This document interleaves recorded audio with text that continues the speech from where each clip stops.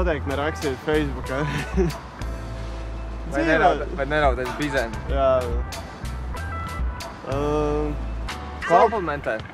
Nu, droši vien ar smaidu, ar acu skatienu, ar kādu pieskārienu uz pleca. Tas, man liekas, tādā, ja to cilvēku jau tu tā kā pazīsti. Un, man liekas, ir ļoti jauki kaut kādas mazas lietiņas tu izdari. Piemēram, tur nopērc skaistu zīmolu un uzdāvini un saki, lai raksta tev vēstulītes. Piezvanīt, pārunāties, vai jau kaut kur saukt ciemos un kaut kur iet. Man liekas, ka svarīgākās ir tieši sarunas. Tu izrādi, ka tu gribi to cilvēku dzirdēt un tu gribi viņam izstāstīt sevi un tās svarīgās lietas par tevi. Un tieši tajā sarunas procesā rodas kaut kāds tas kontakts un tu vari mēģināt to virzīt tālāk un pateikt kaut ko tādu nozīmīgu.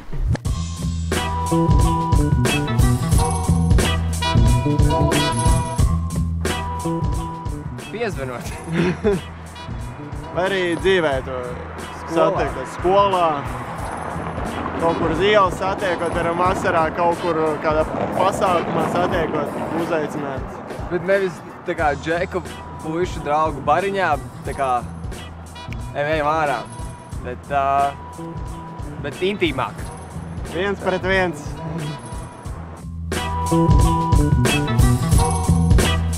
Es domāju, ka nav svarīgi, kurš uzaicina kuru paliekot konsekventam pie savām idejām. Es uzskatu, ka vienkārši ir jāpajautā.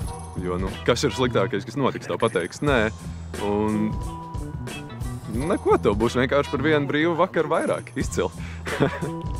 Jā.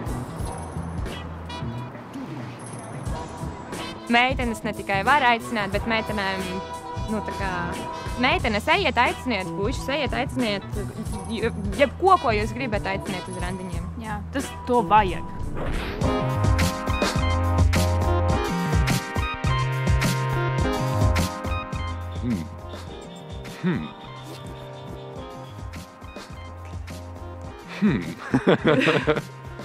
Un es domāju, ka randiņš ir tad, ja jūs ejat arī kaut kur divatā. Ja tev nāk līdz draugu grupa, tad tas nebūs randiņš.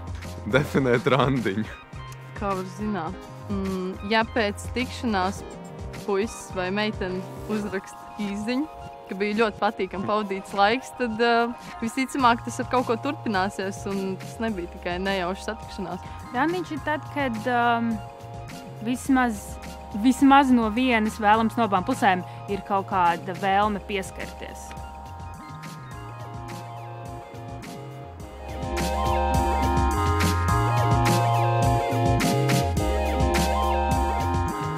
Iet mājās raudāt? Katram puisim taču ir vismaz 5 simpātijas, es domāju. Nenokārt galvu un ir nākamās, mēģināt nākamā. Jā, nenokārt galvu, domāt to, ka tu vari dabūt labāk un Jā. doties nākamajās medībos. Medībā.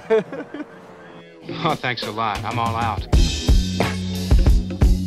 Tad, ja tev ir tauriņa vēdrā ieraugot to cilvēku un tev ir sajūta, ka grāmata beigsies tajā brīdī, tad, kad viņš tā pateiks nē, kaut arī tā patiesībā nav.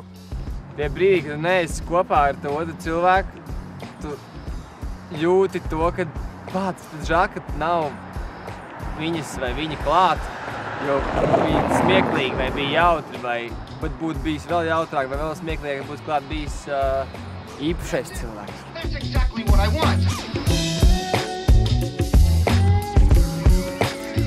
Seks pirmajā randiņā, ja abas puses to grib un tam piekrīt. Tā kā es neredzu ar to problēmas, bet es arī neredzu problēmu, ja tev seks nav bijis arī pēc 30. randiņa. Tā kā, kad abi jūtas tam gatavi un abi to grib, tad viss notiek.